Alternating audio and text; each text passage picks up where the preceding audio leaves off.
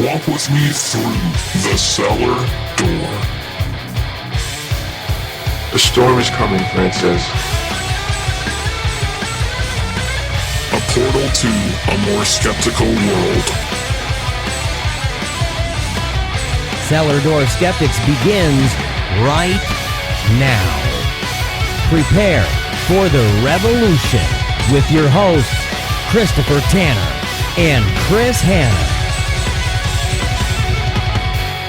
We're going to start the show this week by having a little monologue from me, a little discussion about Target, their pro-LGBTQ bathroom stance, some personal situations that happened to us over the course of the week before.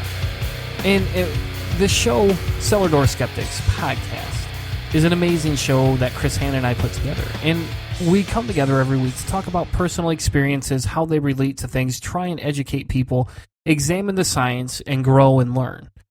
And so tonight, I wanted to start the show out by having a conversation about the Target bathroom incidents and how that Target has openly said that they are going to allow for transgender individuals to use the bathroom of their choice. Now, this should be a pretty non-controversial topic, in my opinion. This should just be common sense. A lot of people don't see it that way. A lot of people see it as taking away your rights. They see it as this big malice thing against whatever amendment they choose for their conversation. In the course of the last week, I have an uncle, and I've mentioned him on the show a couple different times. Him and I do not get along, and that's the nicest way to put it. But we've come to the point where we could just mutually have a conversation. Well, he's been messaging me over the weeks prior, about one message every week and a half to 2 weeks, about how we should find God, how he has this new revelation, how we should now talk to his son because his son healed a blind, homeless man, and how it'll help me come closer to God, and that he likes to speak in tongues to him. And so while all those things sound grotesquely impossible, I've entertained the idea. I've been nice. I've been cordial. I've replied, hey, you're welcome to have a conversation. Let's record it. Let's talk about these things. Let's educate people. And I'm open to learning and changing. But what's come of that is he had a post about Target where he posted, I'm going to boycott Target. And normally, again, I leave the religious alone on their own Facebook pages when they are indulging in a conversation with themselves and the people that they have the same similar biases with. And I allow it to happen. I don't intrude unless they start saying extremely false things. So, for example, if you were to say, hey, my belief system, my beliefs are that God told me there's no such thing as transgender individuals, therefore I'm going to boycott God or boycott Target, I wouldn't have a problem with that. But when they try to make false claims, at some point, it has to be corrected. And now, in the past, and I'll admit that there is a history here. In the past, I have aggressively gone after this individual. I have. Over the last year and a half, I've tempered my discussions. I've tempered my personality. I've gone out of my way to not start fights, to not have this big dialogue rant. But lately, I've been having a hard time remaining quiet about LGBTQ, individual rights. It's not been easy for me to just sit back and watch these things scroll across the screen, watch all these people think and talk and feel the way they want to feel without me being able to interject and saying, hey, you're taking away someone else's rights. You're choosing to boycott something, to be anti-something, because it violates your worldview. And they're welcome to their decisions, they're welcome to their choices, they're welcome to their beliefs, but they shouldn't be able to impose it on others. And this specific post really fucking irritated me. And you can ask Chris Hanna, because I messaged him the next morning pretty much immediately after this conversation happened. And so what happened is there was a post about boycotting Target because now they're going to allow anybody to choose the bathroom of their choice. And then they had to go on saying now they're going to allow transgender people and others to use that as a guise to molest children. And I lost my temper. I did. But I didn't say anything aggressive. I didn't go out and say, you're a fucking idiot, or this is fucking bullshit. You should fucking correct what you're saying.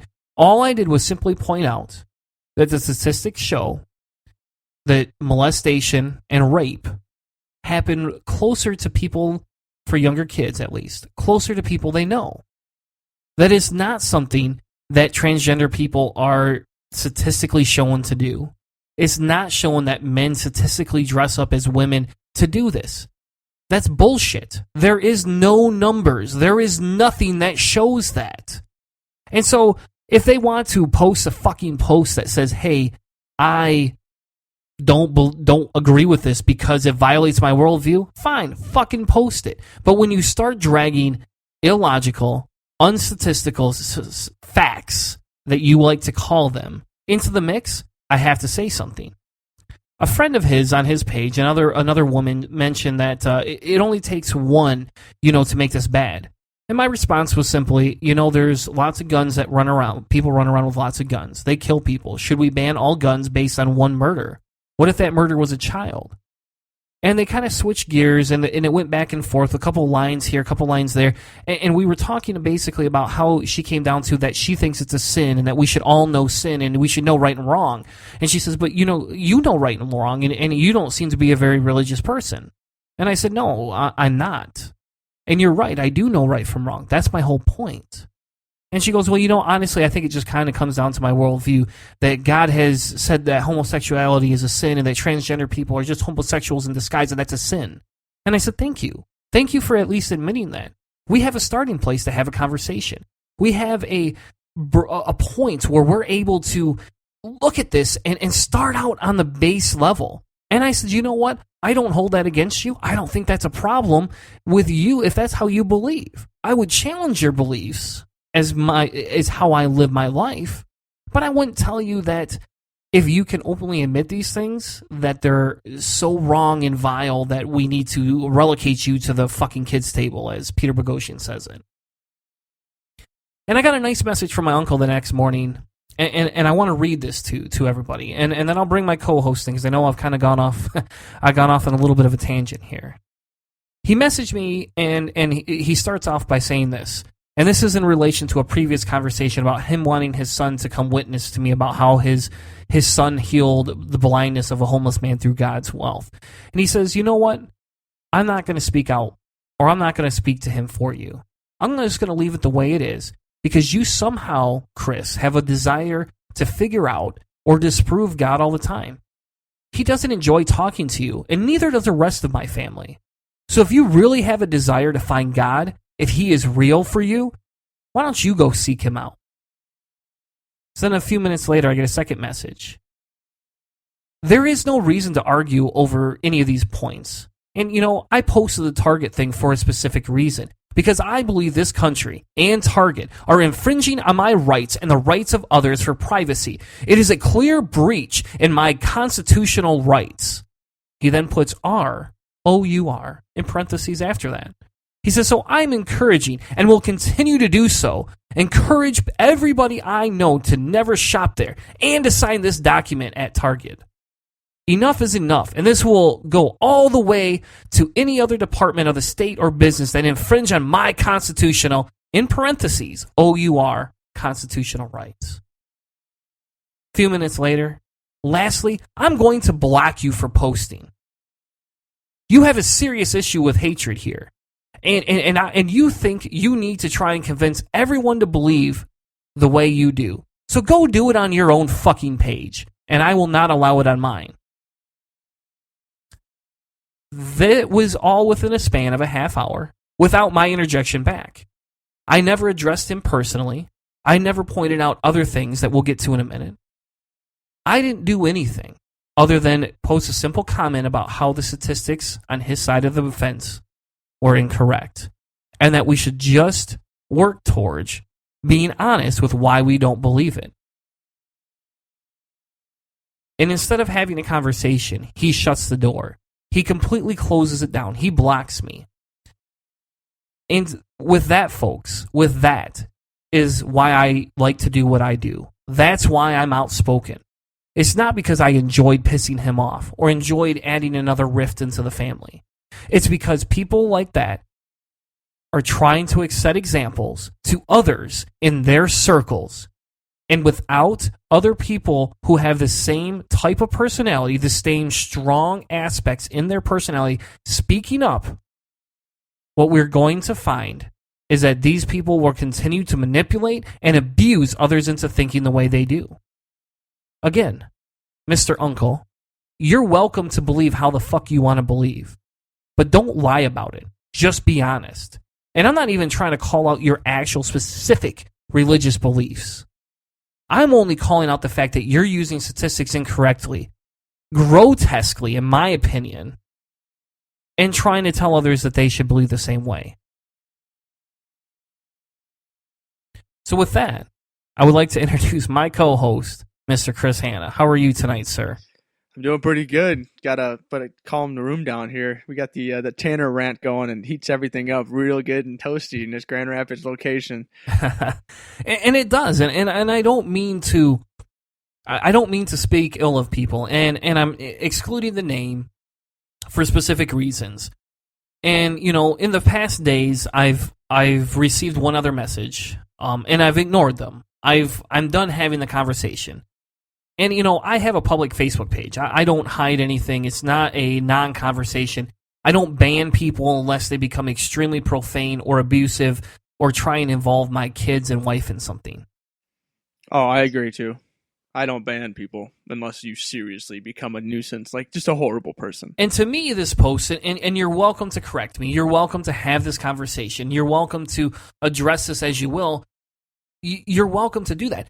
One of the positive points that I got out of this is another family member had commented on the post in agreement with me, not that she agrees with the lifestyle, but that she agrees that people are missing the issue and using false statistics. And this is another person very close to me, somebody I do still interact with. And so I sent them a message, well, before my uncle blocked me. I sent this individual a message and I said, why'd you delete your comments off the post? You had no reason to. You were correct. You're right. You and I don't agree on what you believe is a perfect lifestyle or a good lifestyle. You and I don't agree on that. But you and I do agree that what this individual was saying was a bunch of bullshit. And basically I got, thank you, I agree with you, I don't want to make my stance at that public, and I decided that it was just going to cause more turmoil than that. That's usually how it is. And so when I have been dealing with this particular topic, the only thing I'll add to the conversation is just I've been talking to Target. They've decided to do what they've done. They've helped out the entire normalized situation on this. And then another place that I've been to, and they're a grocery chain regional around Michigan, Ohio, Indiana. It's Kroger, and they had a unisex bathroom, and they had a picture that went viral not too long ago. And it says that we have a unisex bathroom because sometimes gender-specific toilets put others in uncomfortable situations. And since we have a lot of our friends coming to see us, we want to provide a place for our friends who are dads with daughters, moms with sons, parents with disabled children, those in the LGBTQ community, adults with aging parents who may be mentally or physically disabled. Thank you for helping us to provide a safe environment for everyone. I like to talk about the people that are doing good things and just kind of leave the angry Donald Trump wannabes off in the space and just let them drown in their own screaming, because like what you've experienced today, that when you battle with them, usually nothing good comes from it. So that's really the only thing I can, because I don't particularly go out and interact too much in this topic because I don't have enough experience in it to really have the statistics and the arguments and stuff. So I stick with the science. That's just what I know. And I agree with you, and I think that at some point, maybe this was, my plea to say, hey, fuck off. At some point, I'm sick of seeing the anti-LGBT memes. I'm fucking sick of seeing all this religious gibberish. And, this individual, my uncle, is not as welcome as he used to be in the family. But I want to point out an irony here. And I normally don't get personal, but I don't feel at this point, unless the name gets revealed, but I don't feel that this individual has any right to talk. This individual has other issues. His family has been accused of other things, and they've hid them and covered them up. Now, the other part of the family sought out legal representation, and they got files charged against this minor. And this minor did things that they did some very disgusting things. And I hope that there was enough help that was given to this individual. And maybe that's why they struck out the way they did. Maybe they felt it was a personal attack. Now, I'll be honest, I don't know enough about the whole situation. I didn't sit in on the police detail. I didn't go to the interviews. I was never called as a witness.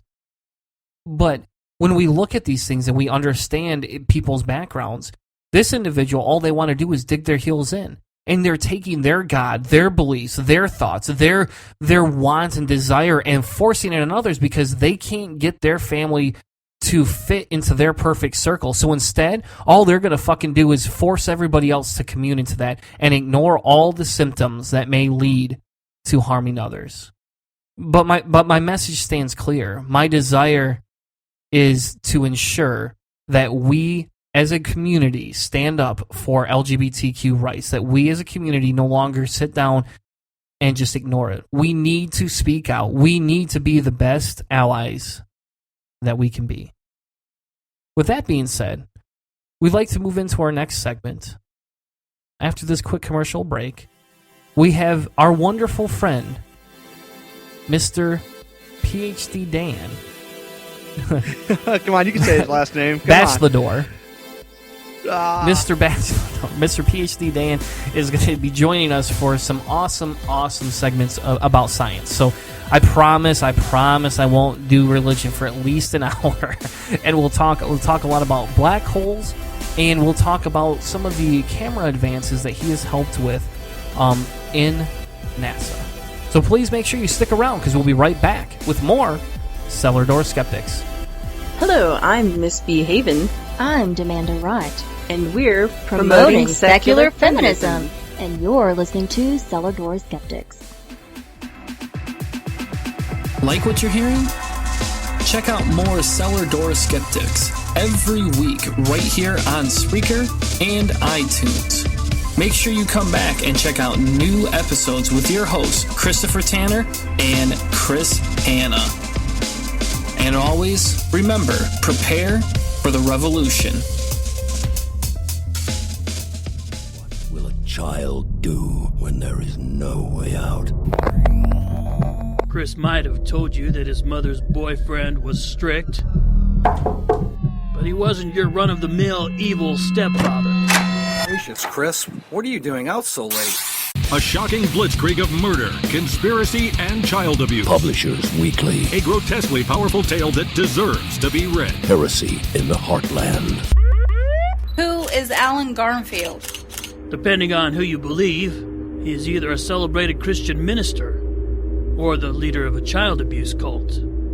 1324 by M. Dolan Hickman. Available on Amazon.com. Hey, this is Keith. And this is Jen, and we're from Not Another Atheist Podcast. You're listening to Cellar Door Skeptics. Join the revolution.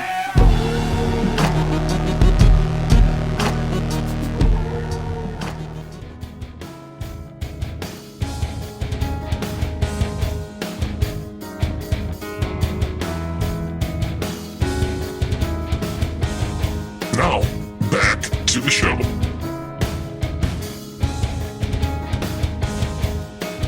Welcome back to Cellar Door Skeptics. Thank you so much for sticking around through that first segment. It was a little ranty, but we had to get it out of the way because we have a wonderful guest joining us for this next segment. We're going to talk about something that brings us back to episode 23, as well as our very first episode, episode 1. And this individual struck us as one of the most intelligent people we'd ever had a conversation with on this show. And we just had to have him come back and talk to us.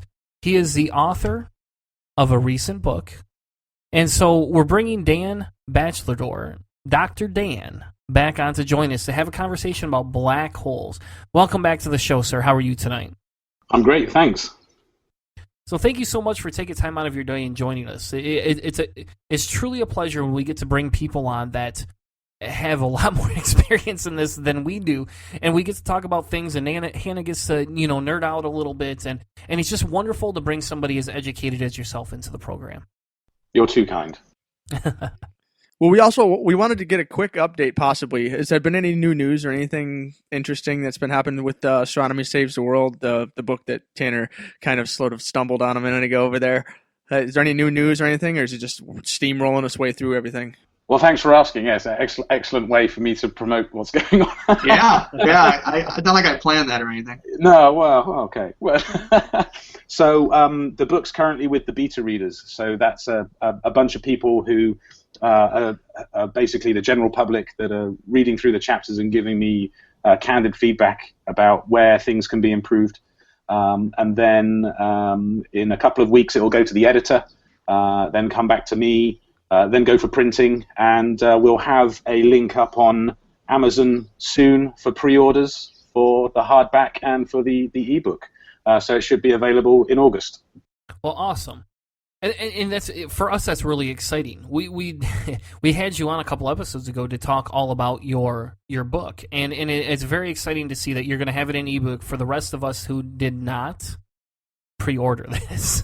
So we did not know about your Kickstarter before it ended, then we found out it ended, and then I had no way of helping contribute to the project. So I'm very excited that at some point I now get to be able to contribute to this project. Yeah, so as soon as that pre-order link gets up on Amazon, I'll send that around to everyone so that you can take a look at what's on offer. Yeah. Awesome. And we, again, like I said before, we appreciate you joining us again. We know you don't have to do this, but we really do appreciate the expertise. And I kind of wanted to start out with, what you talked about last time about your thesis. You went into a little bit about why you got into astrology, why you like black holes, why you liked all these other things. And I was reading, we were reading all these articles, which we'll link in the description, that kind of talk about a lot of the research and a lot of the interesting things that you discovered out there. And I'll admit, I'm very keen on finding extraterrestrial life. I think that would be the most amazing thing in the world, and it would 100% nail the cotton. It'll nail the nail into the coffin of the religious type, and it'll just it makes me squeal with excitement. But tell us a little bit about how you got into black hole research and how it kind of changed the trajectory of your degree. So before I do that, I'm going to stop you and let you know that you should really try and say astrophysics instead of astrophysics. Yeah, because you said astrology. Oh. Freudian slip. I spent too much time talking about the fucking crazy uncle earlier. It's just kind of, you wrap the two together, astrology, crazy uncle, religion, fits all together. Yeah, he probably grew up with a little bit of that going on legit in his family. So we have to like check one box, a little handicap for the indoctrination. I think. Yeah, I know it's difficult to get away from. Yeah, well, I ended up choosing my thesis topic entirely by accident. I ended up in my career almost entirely by accident by filling out a questionnaire when I was in like the at high school about which career I should take. It came up astronomer, so I did that as undergraduate, and then I was about 2 weeks away from joining the British Army. I actually had a commission as an officer in the British Army, and 2 weeks before I was due to report for duty, I was actually offered a PhD position to go and do research on black holes using the Hubble Space Telescope. It was I can't say that it was an easy decision to make, but I definitely have got shot at less being an astrophysicist. If not physically, then metaphorically it might be a bit different. But it's quite interesting the way that graduate students end up choosing their thesis topic, because you are in a situation where you've got to look at an area that is data rich. You've got to find an area that hasn't been really looked at before, and you've got to find somebody that you get along with to be your PhD supervisor. And so the three things that were happening back in the early 2000s were the Hubble Space Telescope had just started finding supermassive black holes. There's no way that that's not cool. And there was a professor at the university I was at that I really got along with, that wanted to help me out, and so that's how I got into it. And Yeah, if you're a 20-year-old, 19-year-old being told you can work on the Hubble Space Telescope trying to figure out something about supermassive black holes, here you go. Not many people are going to say no. Oh, that sounds absolutely stunning. In your personal overview and your bio for the Florida Institute of Technology, which is I'm assuming your main employer, is it says on here that says you've become a frequent user of the Hubble Space Telescope and have performed an on-orbit recalibration of the NICMOS instrument to allow 2-micron imaging polarimetry at a level of 1%. So are we talking like calibrating the whole thing? Are you just making small adjustments down on Earth or what? Because that sounds like you're doing some kind of crazy 2001: A Space Odyssey stuff. Yeah, so polarimetry is like this underused tool in astronomy because it's really hard. And polarimetry tells you about the orientation of light. And you can see this effect when you go outside on a clear day and you can see the blue sky and you've got some Polaroid sunglasses on. If you look towards the horizon, you'll get a different brightness of blue sky than if you look directly over your head. If you've got Polaroid sunglasses on, then you'll see a change in brightness. That's because the sky is slightly polarized, because the light coming from the sun is being scattered in the Earth's atmosphere to give us the blue sky. And scattering is one way to polarize light. And it actually allows us in astronomy to see around corners. And so it's a very useful tool at the centers of galaxies where we've got rings of dust obscuring our line of sight into the center of galaxies. So one of the projects I was working on when I was a postdoc up in Rochester, New York, was looking at imaging polarimetry in the near-infrared wavelength. So those are the kind of glowy hot embers in a fire type wavelengths. To look around the corner to the centers of galaxies to see what's going on there. But it turned out that Hubble wasn't good enough to do what we had asked it to do. The only way to get Hubble good enough to do what we wanted it to do was to actually completely recalibrate the observatory. But this was when Hubble was being left to basically left to gravity, right? It wasn't going to be serviced again because we had just had the second shuttle disaster. And people were, and the telescope was, its gyros were failing, so we couldn't control its orientation very well. So the only way to calibrate the observatory was to actually wait for it to be in a particular orientation with the roll of the telescope, and then use that to reverse engineer essentially the polarimetric solutions needed to do the type of science we wanted. And so rather than an astronaut going up to the observatory to fix the observatory, we figured out a way to do it from the ground. It was wickedly complicated, but we did it in the end. The irony being, after our project, there was one more project done, and then they turned off NICMOS because it was using too much power on the observatory. So we spent all of that time doing that, and then they went up for a servicing mission. Then they went up for the final servicing mission and decided, you know what, we're more interested in doing other stuff than this stuff, and that's fine. But so I'm guessing that basically what you're talking about for rotating is like simulating a coordinate slip or a coordinate curve. So like you're changing the way the computer sees as up, down, left, and right, or rotation. And that particularly is like people that take general math classes or something, the XY grid or whatever, like that those coordinates or those axes are moving around. Is that how you're organizing it, or is it literally changing the way it sees things? Well, with polarimetry, what you do to detect the orientation of the polarization is to put a grid in front of the light and move it around so that when the grid is aligned with the polarization of the light, you get a lot of light through the grid, and when it's perpendicular, you get no light through the grid, right? So it's finding the right space. Yeah, you can do that by rotating the entire observatory because you've got polarized sunglasses essentially in the observatory. You've got polarized filters in the observatory itself.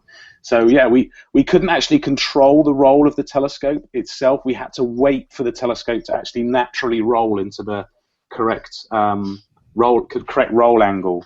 So how long did that take? How long did that take to happen? We did the calibration over the course of a year. Did you guys sit there for a whole year and watch it? Well, we took a series of observations about once every 6 weeks or so. So we did 9 observations in total, because we also have to find the right target to look at to get the polarimetric signal that we were looking for. So one of the targets was a star that's entirely unpolarized, so you know that you know what your 0 point is. And then 2 of the other stars are polarized because they're essentially surrounded by dust, or there's a dust cloud in the way of our line of sight to them, so that gives them an intrinsic polarized signal. Yeah, but that was probably the most fun I've had with the telescope. It sounds amazing. It was a real challenge, and the results came out really well. It's probably my least cited paper because it's really technical and nobody uses it anymore. But no, it was a real. When the data came down and it was exactly how we had planned it, it was a real. It was a little bit of pride welling up there. But I had a lot of help for some real experts in the field as well, especially from the University of Arizona. They're the people that actually built the NICMOS camera in the first place. So it's never really a one-man show in science. It used to be, but nowadays you have to rely on your team members as well. Yeah.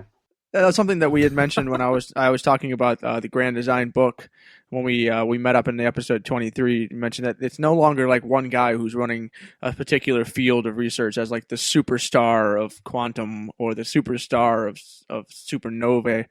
And so like these big teams or something along those lines is what you guys have to work with, which is, I think it's cool, but it kind of takes away, like, you don't have that, like the one fancy famous person that makes like the discovery on their own. And so we have these, like if you check out scientific papers, there's 10, 20, 30 different names on them now.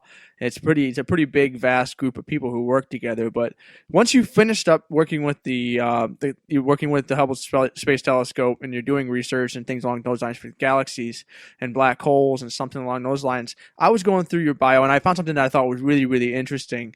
And it says that if galaxies and black holes are coeval, which basically means that the galaxy begins its existence when the black hole comes to existence. So was this something that you confirmed, or were you able to find the black holes that you needed in the galaxies and that were able to be an example of this, or was it something that they're still trying to prove? So this is actually one of the biggest questions we still have in astronomy right now, is how do galaxies form and evolve? There are 2 scenarios. One is just after the universe cooled enough so that protons and electrons could come together to form hydrogen and helium. Well, it had already formed helium, but when the universe had cooled enough so that matter could contract, was it that galaxies collapsed out of this gas and then at the center of the galaxy a black hole formed, or is it black holes were formed at the beginning of the universe and galaxies formed around the black holes? And so this is a chicken and egg scenario. We don't really know.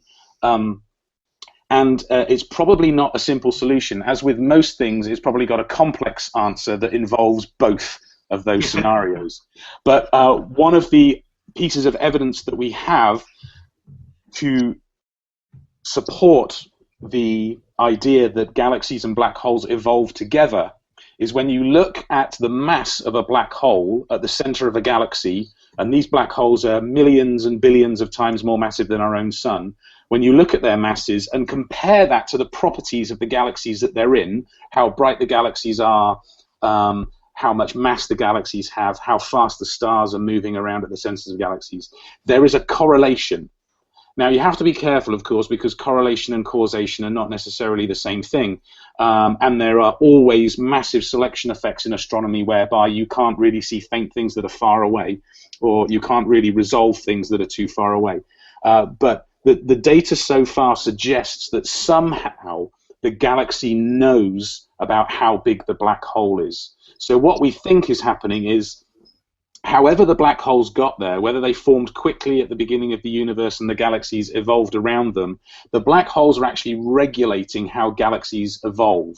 And they do that because the black holes suck in, it's the wrong term to use, but matter is drawn towards black holes gravitationally. And as matter does that, it actually goes down into a disk just like the planets around a star form into a disk.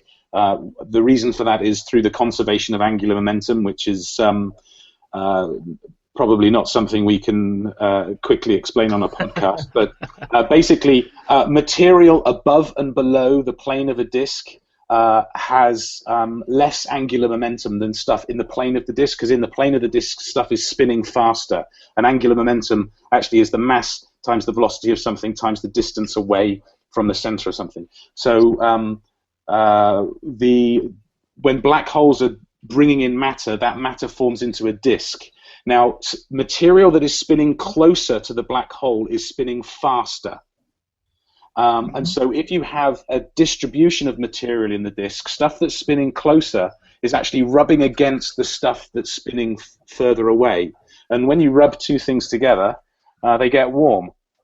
And hot things glow.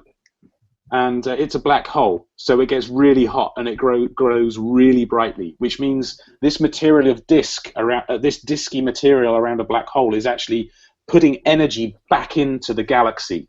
And when you put energy back into a galaxy, you actually stop other stars from forming. Because to have star formation, you need to have gas clouds collapse down into stars. But if you're putting energy into a gas cloud, that gas cloud is going to continue to be supported. And so you can actually regulate star formation in a galaxy when you have a black hole accreting matter at the center of it. This sounds just like the Isaac Asimov Foundation series. It sounds like we're going through some of the things that the initial founders of the foundation would have created. That's absolutely awesome that we're that far along when it comes to understanding it. Now, when you say glow and heat and things along those lines, are we talking that we're measuring this in like X-rays and in infrared, or is this something that's still in the optical wavelengths? It's actually across all of those wavelengths. There is a relationship between what we call there's a relationship between the tides that you experience around a black hole and the mass of a black hole. And this is something that's actually counterintuitive, is that the bigger the black hole, the lower the tidal effect. And it's the tidal effect that's really ripping the material, rubbing the material against itself. So that if you're approaching a black hole that's the mass of our own sun, the tidal effects are huge, and it will rip you to pieces. And in fact, it'll draw you into it'll produce the effect known as spaghettification, where it actually draws you into essentially a string of particles. But as you approach a supermassive black hole, the tidal forces are a lot lower, so you can actually come up to a supermassive black hole and be relatively okay. Apart from the fact that there's probably a spinning disk of material emitting lots of X-rays around you. So you get all of those types of emission around a black hole, X-rays through to the infrared. I have to say, I think my new favorite word in the world is spaghettification. I'm pretty sure that is that literally the scientific, that is what they call it, the stretching everything out into strings? Yeah. Yeah. That's beautiful. That's the actual term. Yeah. So during some of your research, in researching and looking into what you were doing, did you talk about black holes kicking other ones out or creating new ones from within? Is that something that came up during the research, or am I just like completely fucking off base? So, no, you're not. That did come up. Yeah. Well, good. At least I'm not too crazy, So there was a big hoo-ha in February because the advanced LIGO experiment detected for the very first time direct evidence of gravitational waves. Up until that point, there had only been indirect evidence for gravitational waves. Gravitational waves are a prediction from Einstein's field equations, which are the equations that describe general relativity. And they're quite complicated equations. They're actually 10 equations that are all kind of intertwined with one another. So if you mess around with one equation, you have to mess around with anything else. It's kind of like a Rubik's Cube with freaking 10 cubes on either side or something like that. And so It isn't until recently. 10 cubes, 10 Rubik's cubes, not just like 9, but 10. Well, if you've got 10 equations, each with say 8 parameters in them, you've got a 10 by 8 space that you can fiddle with, right? I get it. All right, I get it. Yeah. So it gets a bit complicated. It's too complicated for humans to sit down and write out an equation and then try and solve it. You know, like x equals 2y, you can solve for x, right, just by rearranging the equation. But with Einstein's field equations, you can't do that. What we had to do was wait for computers to get fast enough to basically calculate all possibilities from Einstein's field equations. And that happened in about 2005, and that started the field of computational numerical relativity, which sounds pretty cool, and is. But anyway, what that allowed us to do was to predict the signals, to predict what would happen if 2 black holes were to merge. So black holes are found at the centers of galaxies, and we see galaxies colliding and merging. Right, so there's a very famous example. The Antennae galaxies, for example, are 2 galaxies that are in the process of merging. The Andromeda galaxy is going to merge with our own galaxy in about 4 billion years. There's black holes at the centers of both of those galaxies. So the prediction is that there's going to be binary black holes, binary supermassive black holes at the centers of galaxies.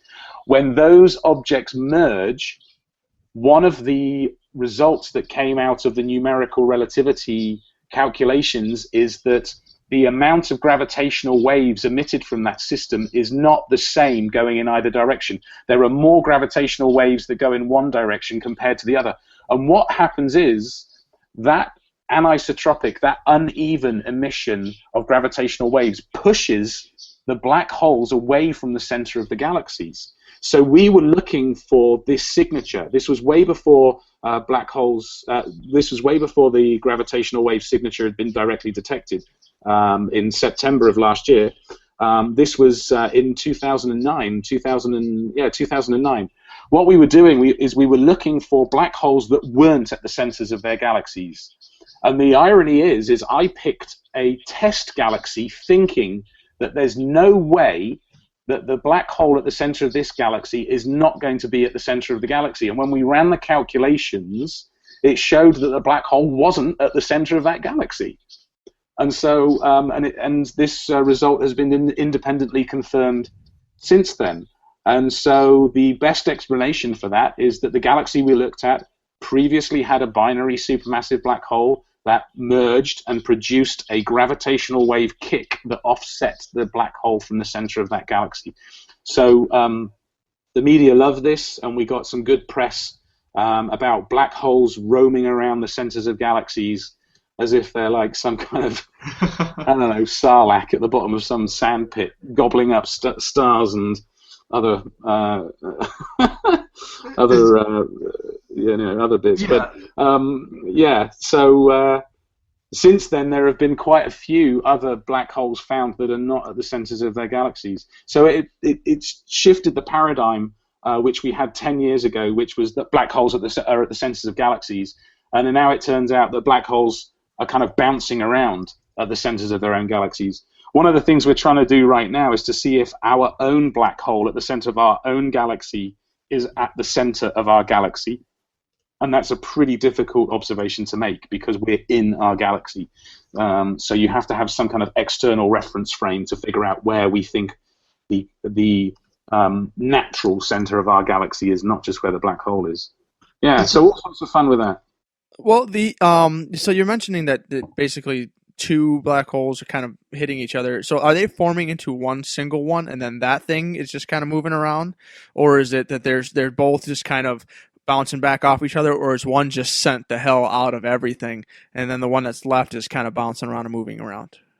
It really does depend on the ratio of the masses between the 2 black holes. So if they are kind of equal mass and they have a relatively symmetric merger, they do merge together, and then they kind of ring like a bell, and we call that the ring down. But if there's not really much of a kick because of that, because everything's symmetric and gravitational waves are going the same everywhere. But if you introduce different spin alignments in the black hole. So one's spinning this way, one is spinning at some other angle. And if you make one of them bigger than the other, then you get a huge you get a huge difference in the way the gravitational waves are being emitted, and then you can produce a kick. The remnant, the merger product, actually is moving away from the center of where the merger took place, and it can be by up to several thousand kilometers per hour. So we are actually expecting there to be supermassive black holes just hanging out in the space between galaxies, because they got such a huge kick that they completely ejected themselves from galaxies. What's more likely is that we had kind of more conservative mergers, and these things have just kind of had a little kick, and they move away from the galaxy, then get drawn the center of the galaxy, and then get drawn back to the center of the galaxy and kind of ring around inside them and bounce and kind of oscillate back and forth within the galaxies. Yeah. Well, I have two little bits to add, or basically to add to that question is, what are we using when we actually see these types of things happening? Are we using optics? Are we using visual cues? Are we using different types of wavelengths to measure that kind of stuff? And then the other question I had is it basically that we're able to treat the black hole as a relativistic unit of space, or is this affected in quantum still? Because I know there's a limit between where relativity ends and then quantum physics starts working in the black hole. So basically the two-part question there is, what are we using to see this kind of activity, or how are we getting this data in? And then do we treat the whole black hole as like this a relativistic object, this supermassive relativistic object? So the observations are pretty simple. What we do is we look for a black hole that's sucking in material, or sucking, it's the wrong word to use, but they just suck material. The black holes that are gravitationally drawing in material that are hot, right? Because they're bright, and we see the bright spot at the center of the galaxy, and we go, that's where the black hole is. It's the brightest point at the center of the galaxy, and we can make some other observations to confirm that it's a black hole. We can look at spectra that show the material is going really, really fast around the center of that object. So we go, that's where the black hole is. We then zoom out, and we look at the galaxy as a whole, and we say we can trace the way the stars are distributed in a galaxy to show where the center of the galaxy is. And we make those observations from a very large distance away from the black hole, so that the emission from the black hole in no way influences the observations that we're making of the large-scale structure of the galaxy. And then we do that time after time after time, getting closer and closer and closer to the center of the galaxy where the black hole is thought to be. And when we do this, we see quite frequently that there is a different position for the center of the galaxy, as determined by the distribution of stars, compared to where the galaxy, compared to where the brightest spot at the center of the galaxy is, where the black hole is thought to be. So the observations are pretty straightforward. So this may sound like a dumb question, but I guess there's no such thing as dumb questions, right? But does it matter where the center of the galaxy is? I mean, if it's ever changing and shifting, is there a reason to define it, I guess?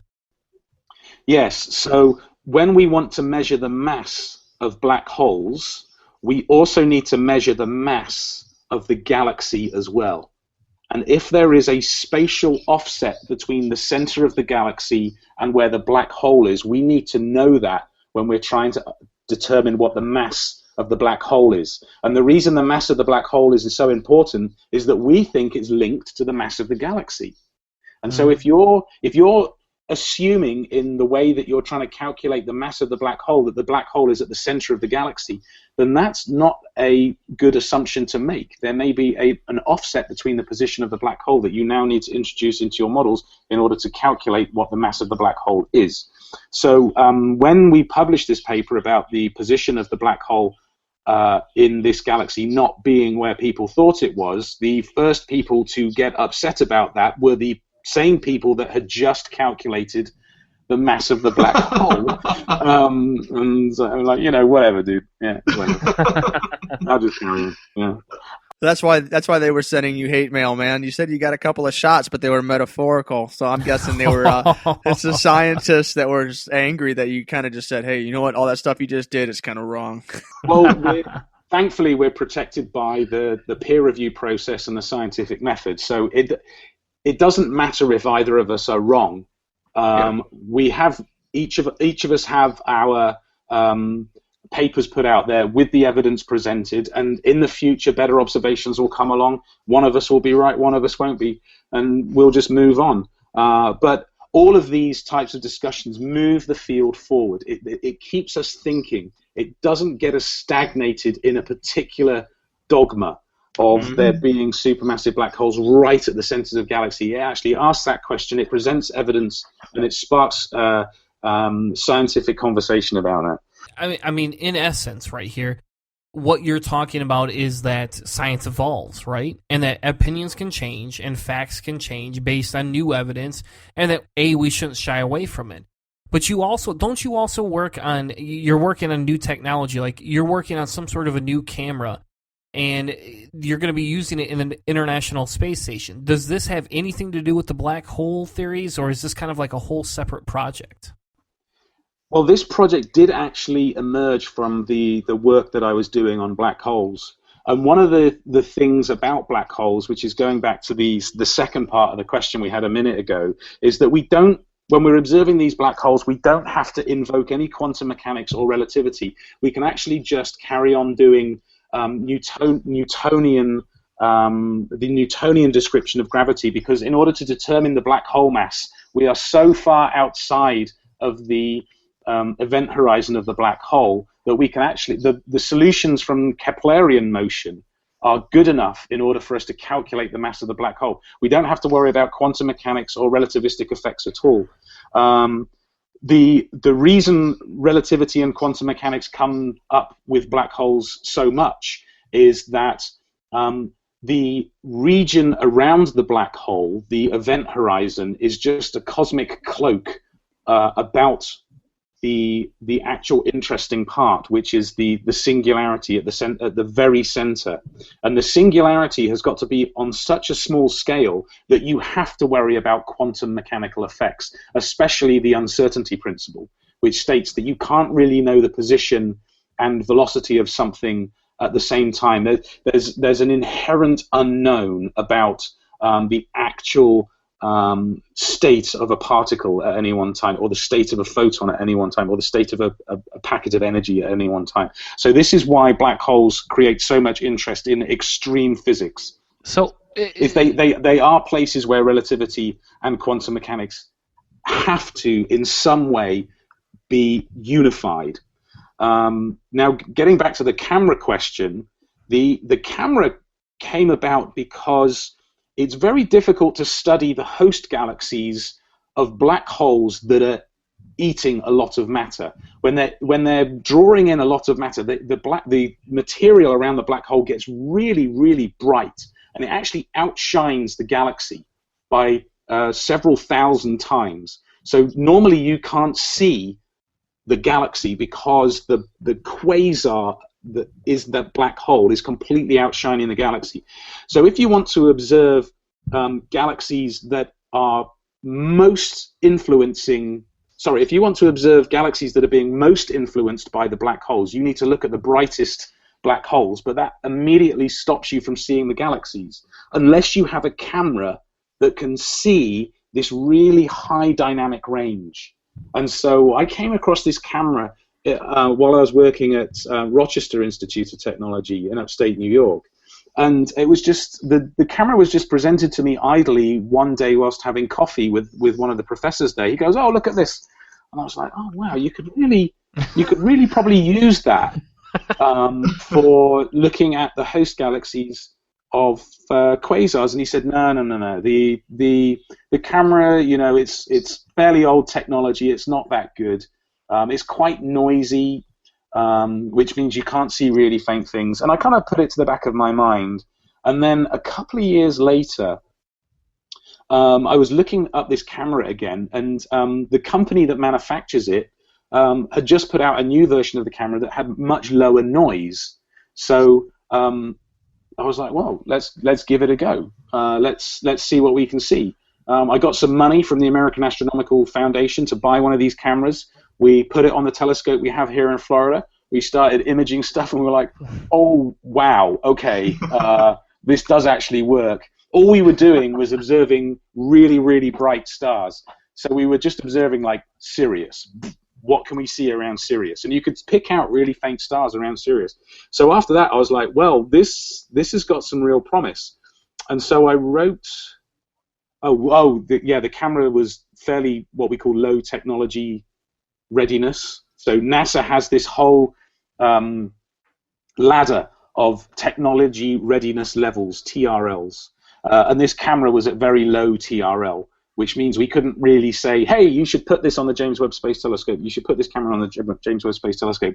We have to prove that the camera works in space before we can say that we should use it in space. And one of the reasons the privatization of the space industry is so important is that it's now really cheap to get to space. So the easiest way to test whether something works in space is to put it in space. and so that's perfect. Yeah. And so I asked for some money from a funding agency. I said, please, can we put our camera in space to show that it works in space? And they said, yeah, sure, here, have some money. So it's just that easy. It was like you didn't actually have to write a letter or anything. You just like no. It was a 15-page proposal that was all right. There we go. Scientists and engineers and all that stuff. Yeah. They made you dress up in a fancy suit and go feed everybody coffee and donuts and. No, it wasn't that bad. I may have had to use the thesaurus to look up some fancy words to make myself look better than I really am. But so that was funded about 3 years ago, and. We've been miniaturizing the camera to fit into the smallest possible box, and it is scheduled to be launched to the International Space Station at the end of June, where it will sit on the outside of the space station for 6 months, showing that it works. In fact, what we're hoping is that we can break it, because then we'll know the limits of the camera. We actually get it back as well. It'll be taken off the side of the International Space Station, put in a capsule, and then brought back to the surface of the Earth, and then we'll get the thing back as well, which will be pretty cool. Will you get to take it home and like put it on your shelf and be like, hey, this thing right here, this specific thing was in space. Just so everybody understands this, when you come to my house and drink whiskey with me, that specific thing was in space. Yeah, well, I'm actually hoping that I can say that I've been in space, which would be much better. Because now Blue Origins has been doing these suborbital flights. They've done 3 of them now. The cost is coming down by the week. It may be, how much is the cost? Probably about $20,000. You're thinking, I'll go twice. I hear a GoFundMe starting or a Kickstarter. That's what I hear. I'm hearing talk about a Kickstarter being started right now to put Dan into space. Yes.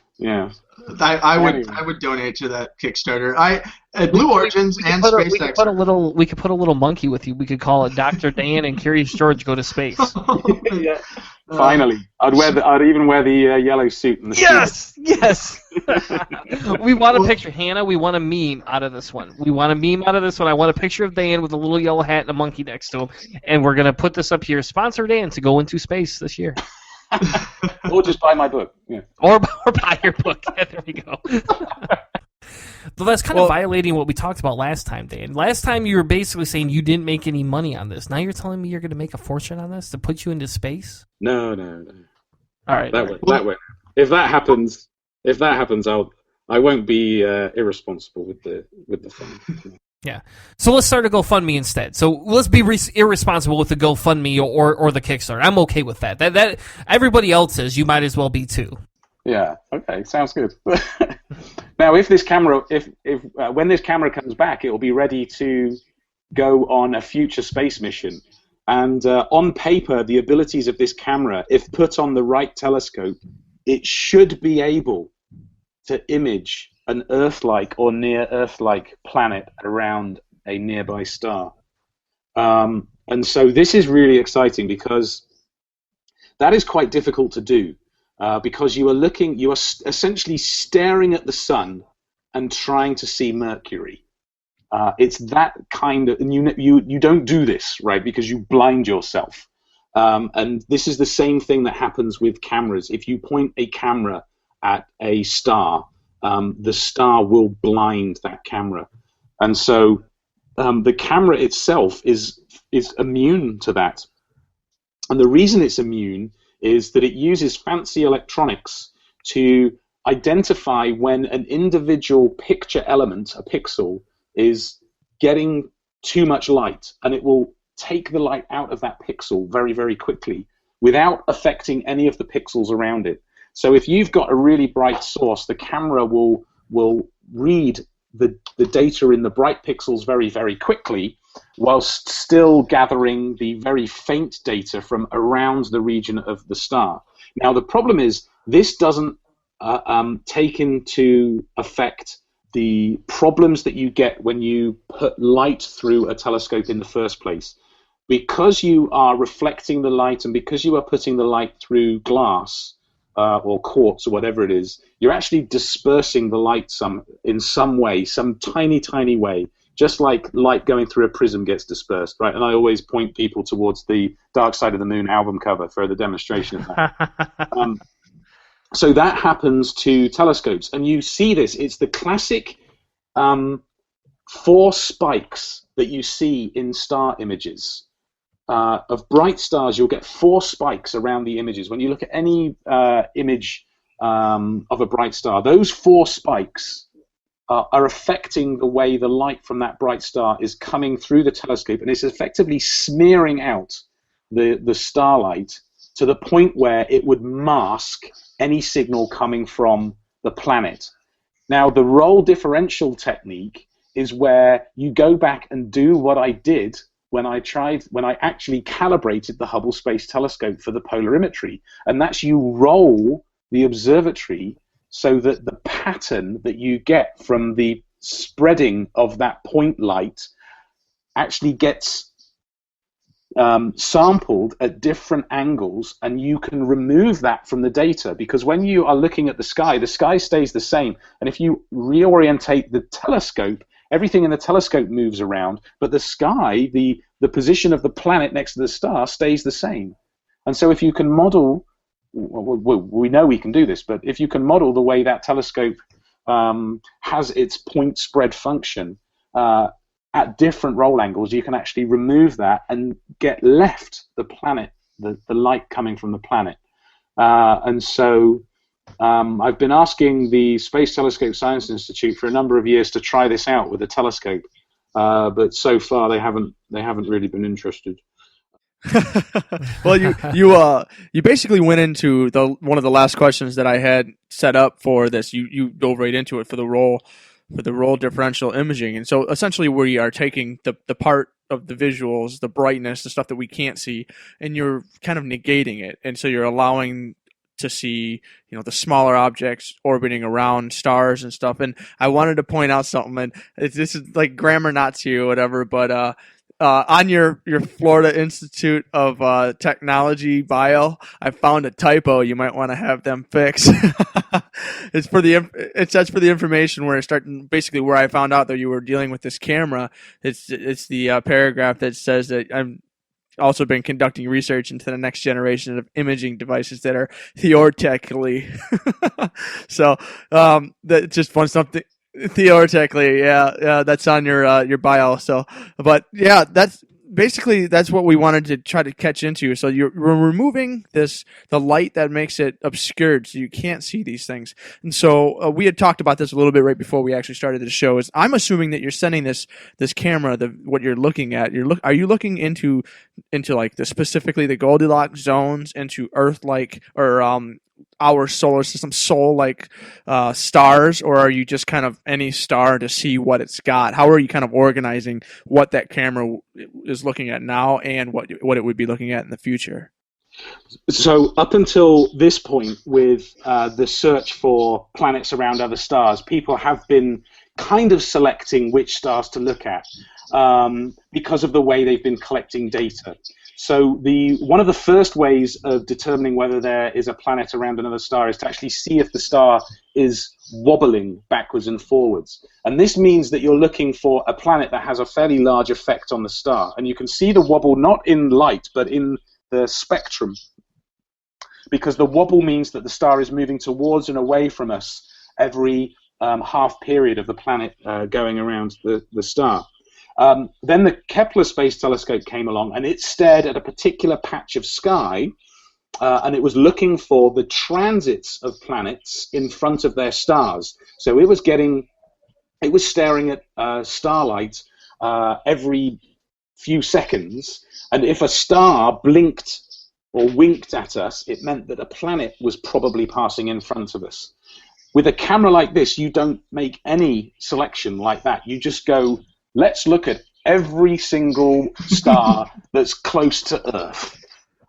Just look at all of the stars that are close to Earth, because those are the stars where you're going to get the best spatial resolution on the system.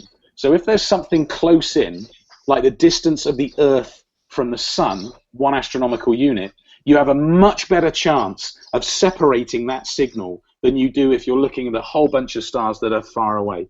So if and when this camera gets put on a space telescope in the future, and I'm really hoping that it gets put on a James Webb-sized telescope that is actually going to image in the optical, the first thing that I'll have it do is just look at all of the nearest stars, all of the star systems that are within 10 light years of the Earth. So do you work on the James Webb telescope at all, or is that just kind of a hope of yours to get the technology that you've helped progress onto that? So the instrumentation for the James Webb Space Telescope is already set. That's not going to be changed. So I can't come along with a camera and go, oh, hey guys, you should put this camera on the James Webb. Well, I didn't know. You never know. That was set like 15 years ago, what instruments were going on that. I will definitely be asking to use the James Webb Space Telescope. Here in Florida, we have a very big Northrop Grumman office, and Northrop Grumman are the company that are actually building the James Webb Space Telescope. So I meet with those people quite regularly, simply because of the relationship that the university maintains with Northrop Grumman, because quite frankly we want them to employ our graduates. So I kind of don't work on it directly, but peripherally, in that I will be using it, and we're training our students to be the types of people that could go on to be the operators of the telescope. Yeah. Awesome. And see, and that's exciting for me, you know, and it's funny, and I'll tell you that's a little guilty pleasure of mine. I have a friend, and he probably doesn't listen to the show at all, but I have a friend that's a big, you know, NASA enthusiast. He went and saw the last launch. He went and he's been down there recently. That's what he likes to do. And so when I told him that I was having you on, he messaged me. He's like, okay, you got to ask these questions here. Specifically ask these questions. Please ask these questions. And so I had to ask that, because for him that's part of what he enjoys doing the research on. And as we know, you obviously do too, because you wrote a book, right? You wrote a book called Astronomy Saves the World. And I think as we close out, because I want to respect your time as an individual, and I want to respect the fact that you have a family, and I know you gave up a lot of precious time tonight to come speak with us, and we appreciate it. But before we leave the segment, we want you to plug where people can find you and where they can find your book. Well, thanks very much. Yeah. So the website to check is danielbacheldor.com. So my surname is fairly unusual, but only to us Americans over here. Those of us who drink too much and can't pronounce shit. No, it's all right. I typically coach people through it. I say satchel for bachel, and then just door on the end, like cellar door, right? Satchel door, bachel door, yeah. So yeah, danielbacheldor.com. That's where the updates will be posted. That's where I have the introduction and chapter 1 of the book available in PDF and e-reader, Kindle, and Nook, available right now for people to read. And I'm working with a publisher, Spacewalk Publishing, and they are dealing with the distribution of the book, and they are setting up the Amazon pre-order site as we speak. And so there will be a link up for the pre-order for the book that's coming out in August very soon. Well, awesome. Well, and again, thank you so much for joining us. It's you have no idea the pleasure that it brings us. on the show, and that's kind of, Hannah's the one that has been very, progressive in that movement. His past show before we started doing this interviewed all these people I'd never heard of. And I just happened to hear you on Seth Andrews and started, doing a little research, got interested in what you do, and now here you are, and gracing us, like almost like a god, to our cellar door, our little cellar door community. Steady on.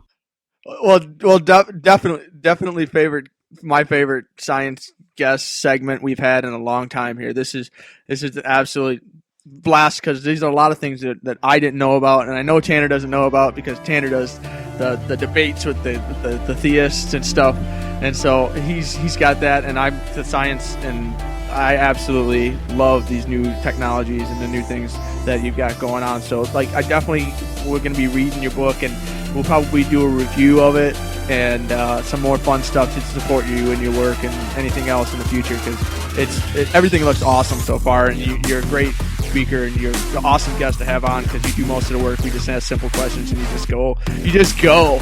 So it's perfect. Thanks again so much for coming on.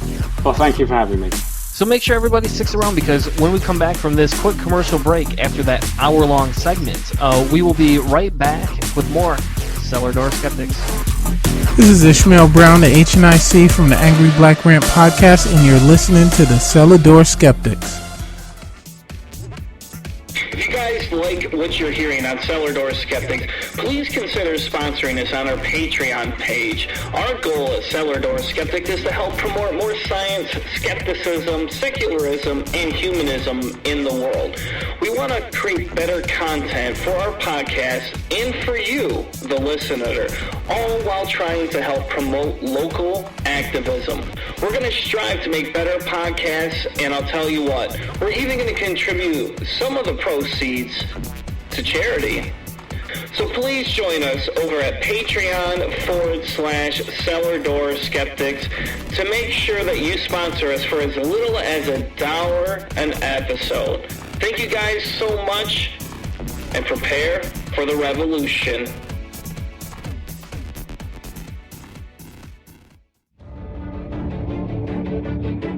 Looking for something new and exciting, or maybe just a change from the old Atheist Show format? Cellar Door Skeptics podcast provides listeners with hours of enjoyment each week on Spreaker and iTunes.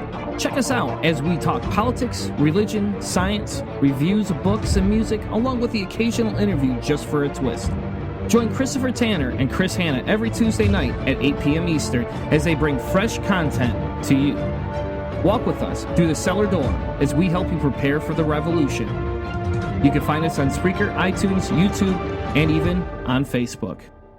This is Trav Ramon, host of the By Any Means podcast, and you're listening to Cellar Door Skeptics. Prepare for the revolution. We have cookies.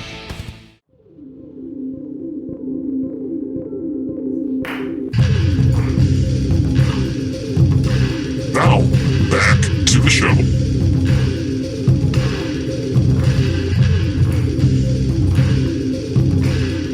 Welcome back to Cellar Door Skeptics. Thank you for sticking around through our last conversation we had with a PhD scientist, somebody who Chris Hanna likes to nerd out about every 30 seconds of the day.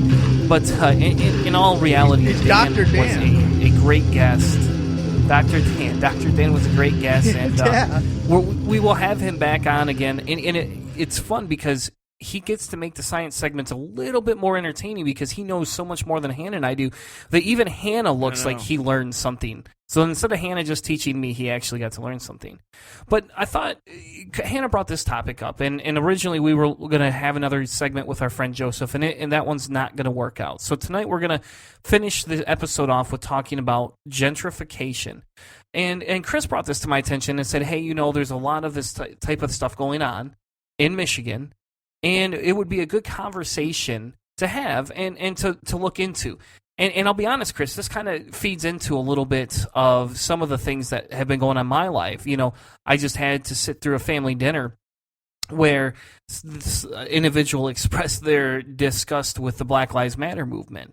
And we got into discussions about school systems and dollar amounts and how the ghettos have grown. And it was like pulling teeth to get anybody to see that or understand that. And at first, I got a little bit of flack, but then when I explained it, I got some of the individuals at the table were like, okay, hey, that makes sense.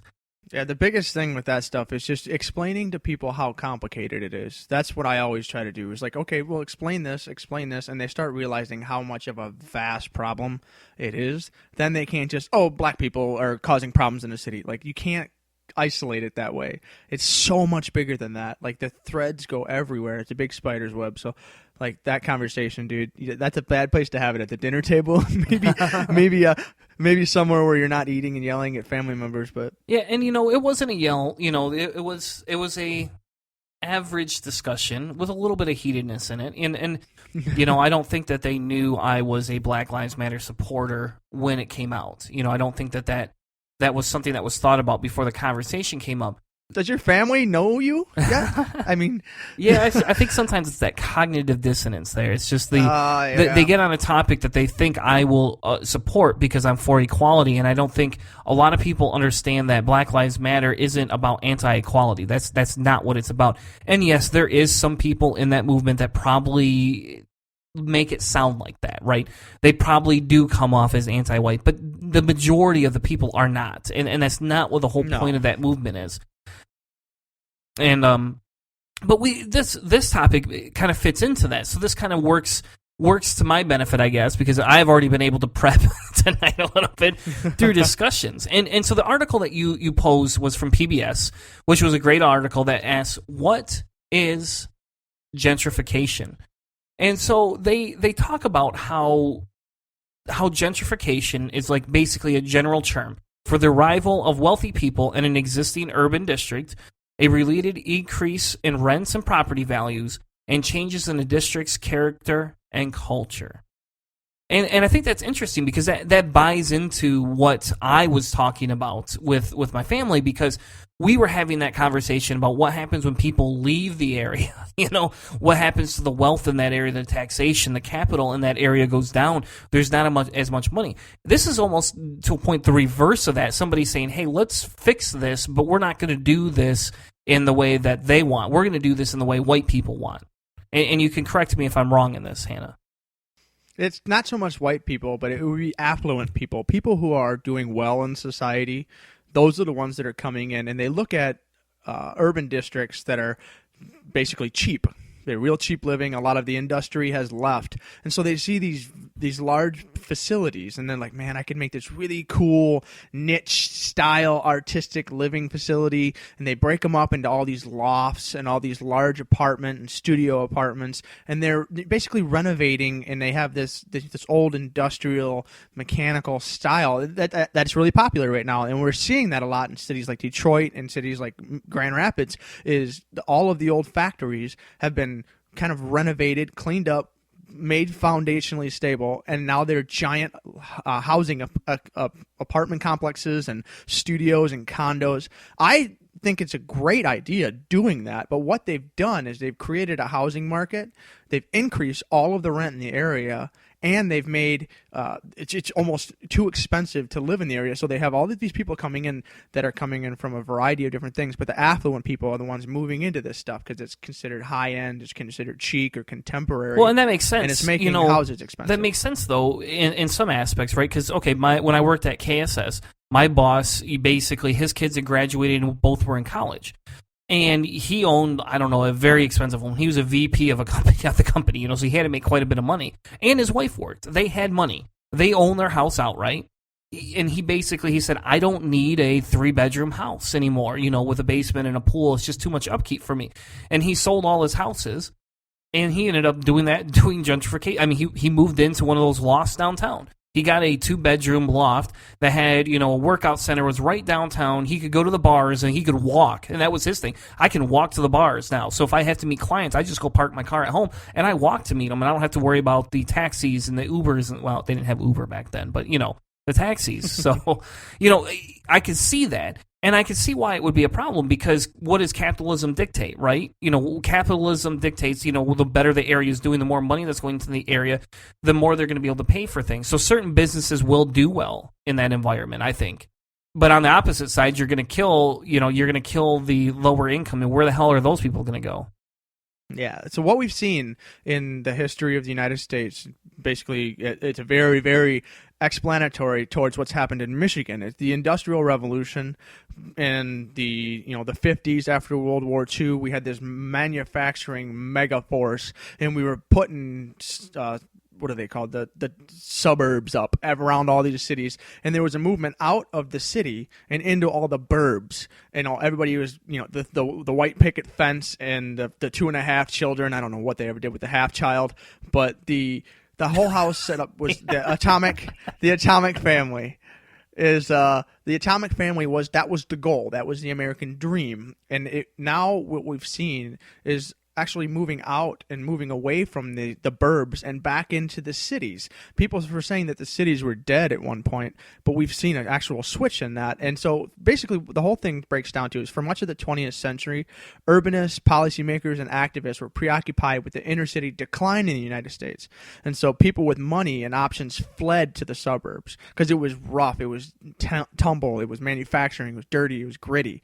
But widespread reports of the American city's demise, like I said, are premature. In the 70s, urban life slowly began to gain prestige, particularly among artists and the highly educated. So you think of the studio apartment, you picture an artist painting or whatever in just an open air living facility and things like that. And then from the turn of the century, many cities were thriving again, so basically the new 2000s. And the desirability among wealthy, upwardly mobile people was putting intense pressure on rents and real estate in all of that really previously destitute areas. So like you said, with your boss, he was done being a suburbanite or whatever, and he's like, man, I'm gonna move into the city. It's close to everything I like. They're putting new businesses in. It's a nice place to live now. They've cleaned it up. Maybe they've, like Grand Rapids used to, they've said, no, you can't have any panhandlers in the city, and now they allow panhandlers in Grand Rapids, but they blocked them for a while. And so you're essentially pushing all the poor people out, raising all the rates so the poor people can't afford it. And that would be considered gentrification. But it doesn't even have to be poor people. It can be middle-class people who are paying $300, $400, $500 a month for an apartment. The next thing you know, it's $700 or $1,200 or more. And that's the gentrification. What it's doing, it's using finances to kind of push out a class of people. And a lot of times it happens to just be connected to race. That's the big thing, is that a lot of times in the inner city we see a lot of minorities who are basically taking advantage of that cheaper housing, and they're pushed out by affluent people. Majority of them are usually white folks moving into a city.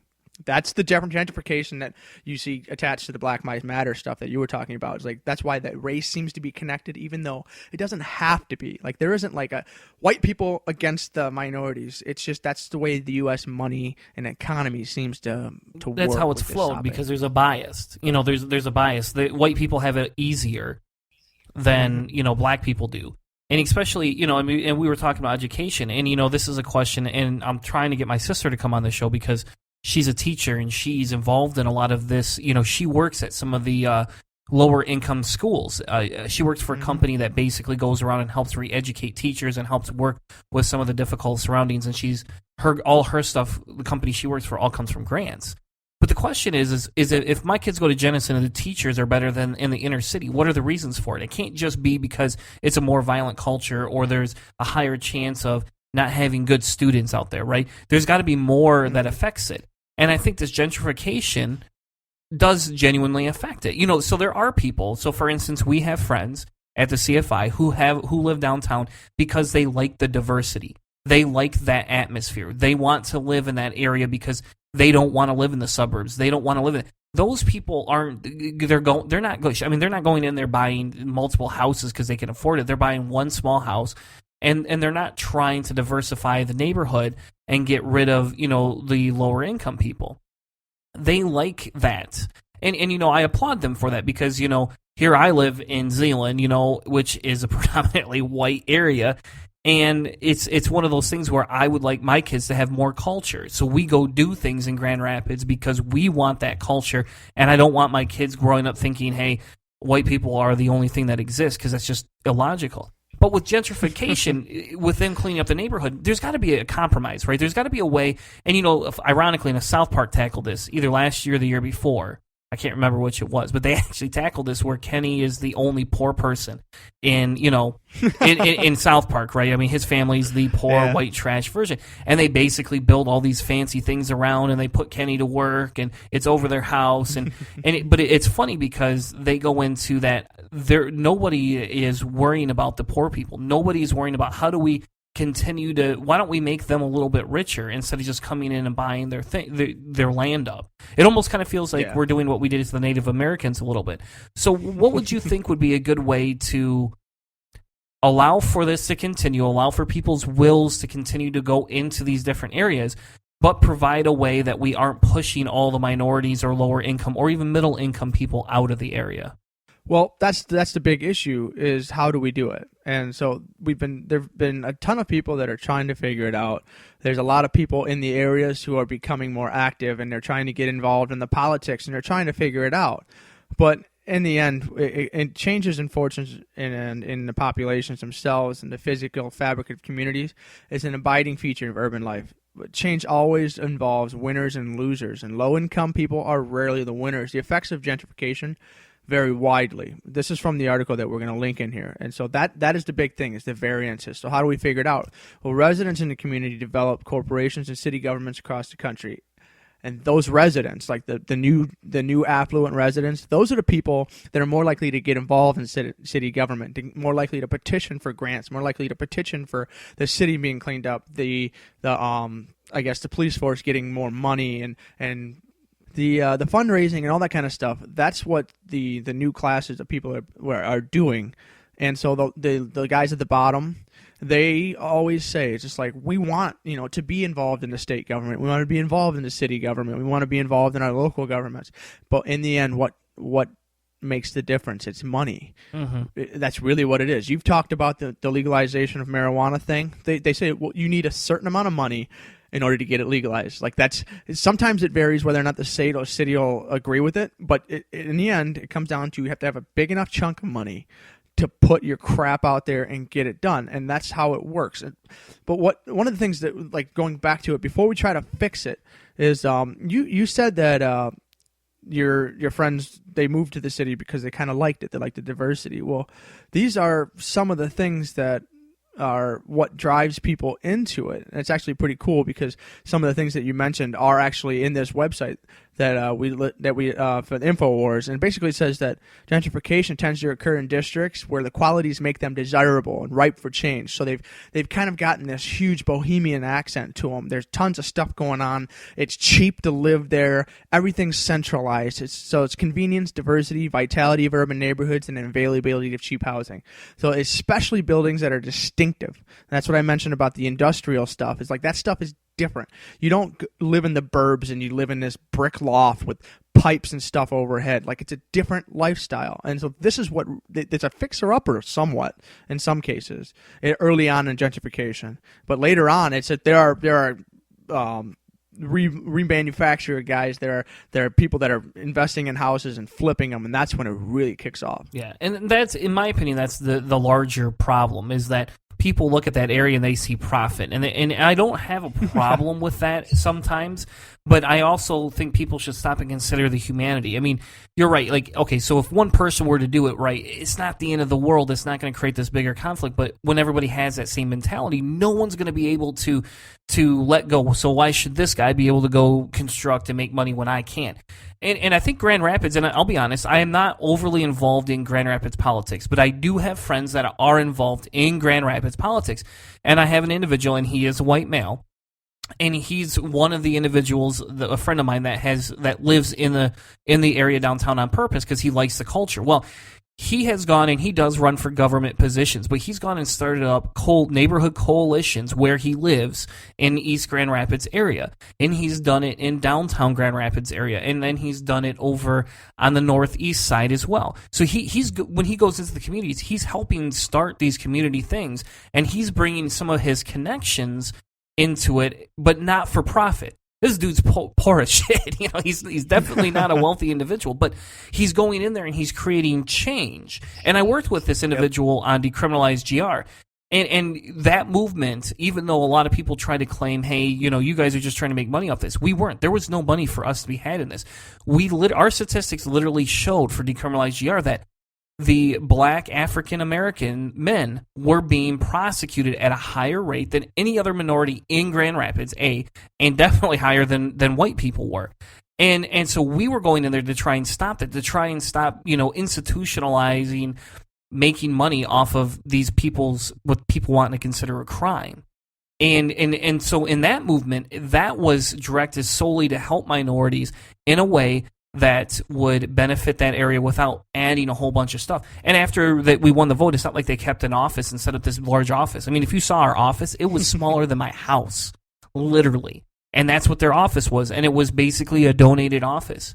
And the whole point of that movement was to help encourage others. And so a lot of the people that worked with us, it was like, now you guys can go out and do these similar things. Find something else you're passionate about.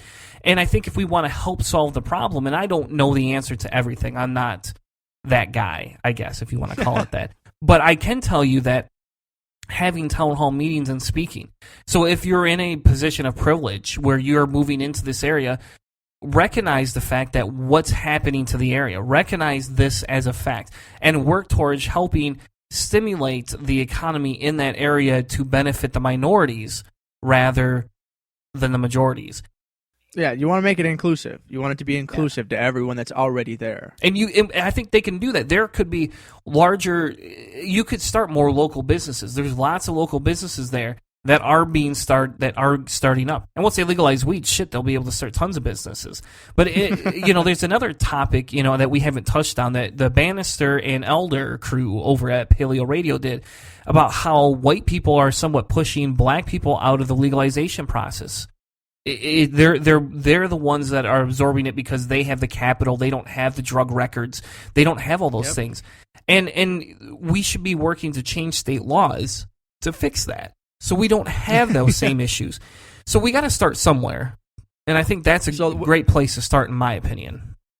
So basically you're talking about unintended consequences of people finally getting involved, and then, oh shit, we kind of screwed some people over. Well, that gentrification has the same thing, and a lot of the people that are moving in think they're really helping the area. They really believe they're doing a good thing. They're coming in, they're cleaning up, they're helping. It says many aspects of gentrification process are desirable: reduced crime, new investment in buildings and infrastructure, and increased economic activity in the cities and neighborhoods. Right, like that. Those are all really good things. But the unfortunate consequences are that the established residents themselves find themselves economically and socially marginalized, and so that's what they feel.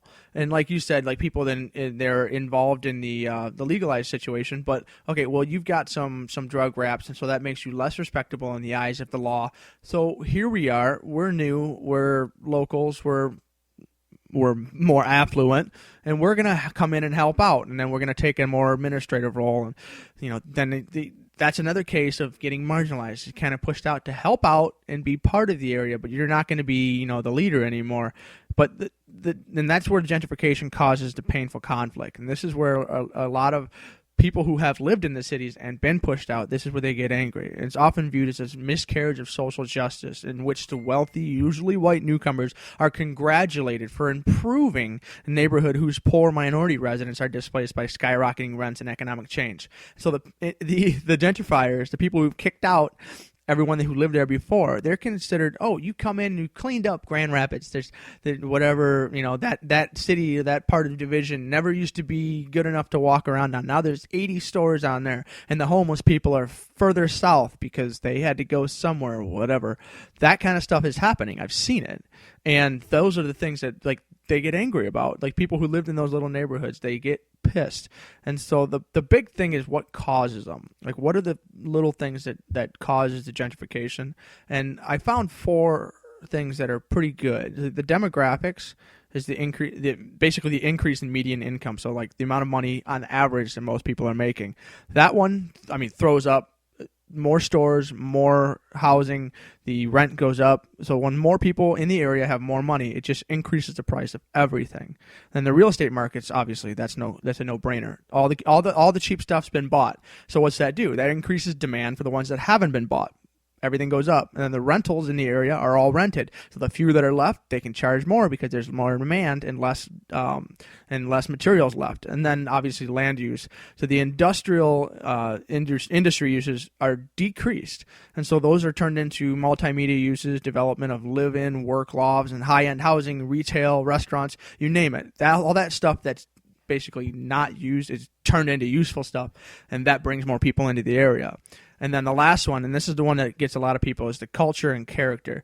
The new ideas about what's desirable and attractive, so including standards like for architecture, landscaping, public behavior, noise, all of the stuff that makes like a really great bohemian city fun, live street performances, maybe outdoor markets where you have people selling things that you've never seen before.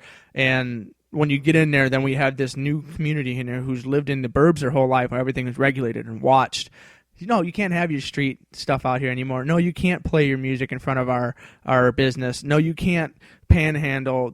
All that kind of stuff. It just kicks out what made the city lively and vibrant, and becomes what we imagine the burbs would be if it was the city. Well, the whole article that we were talking about, the whole gentrification topic, it comes from a documentary called Flag Wars. I recommend everybody go watch it. It talks about, it's a narrative structure designed to drop the viewer into the film's events so they will gradually watch the story unfold and come to an understanding the community through the lives of the people who are there, rather than through the talking heads or those who want it. And as we wrap up the episode here, there is a comment by somebody from MS Mason over at Christian Science Monitor, and he says the gentrification of poor neighborhoods may sound like a good thing if you're white and middle class, but what about the poorest of the poor who may own a ramshackle house and not have the money to make the necessary repairs? The insightful documentary presents a black neighborhood invaded by white gays who seem to at first be unsympathetic to their black neighbors, but the seed of solution is here, and it lies in the unselfishness of volunteerism. And I think that sums up all what we're about. Not that we're the invaders, but we're here to help try and find a solution so that gentrification doesn't become a negative aspect or leave people behind. Oh, I was just going to say, all I want is that, imagine raising the quality of life of everyone in the area and not having people get pushed out and knocked out. Like, what we're seeing is the idea of a political zero-sum game where there's an amount of power that exists in the world. And when one group comes in, another group has to lose. And our economic policy and things like that works like that. If we all could think of ways in which we can help everyone, in turn helps us as well. And thinking in that communal aspect definitely helps the dog-eat-dog, attack, win, loss, capitalistic ideal that we've been brought up with. We've been told this is how it works. You have to, get what you can get, take what you can take, and that's the way you make money and that's the way you succeed. But beating someone doesn't always mean a good thing, because in the end, those gentrification areas, gentrified areas, they may not be better for long. They lose the charm that they wanted. But if you can learn to work with the people in those areas, then it keeps what you like. But you can also have, the utopian city that you would also like to live in. And there's got to be a happy medium somewhere in there. And I guess it could be the idealism in us at all. But I always think that there's got to be some way we can figure it out. And so I would love people to maybe put their thoughts out there. What do you think? Do you think there's a way we can pull this off? Just put out ideas. Maybe get involved in your city and see what happens. And if you have ideas or you want to share them, send them to cellardorskeptics@gmail.com. You can find us on Pinterest, Facebook, Twitter, Stitcher, iTunes, and hell, anywhere you can, Spreaker, and definitely on Spreaker. Make sure you go give us a comment, a rating on iTunes. We love the ratings or the comments because it'll help us know what we're doing right and help us figure out where we can improve to better suit all of you. And that's it for this week's episode of Cellar Door Skeptics. Make sure you stick around for next week as we have more amazing guests. And we'll even have Chris Hanna back on. So, all right, that's it for here out of Grand Rapids at Cellar Door Skeptics. Have a good night, everyone. You've been listening to a presentation of Cellar Door Skeptics. Check us out on Spreaker. CellarDoorSkeptics.com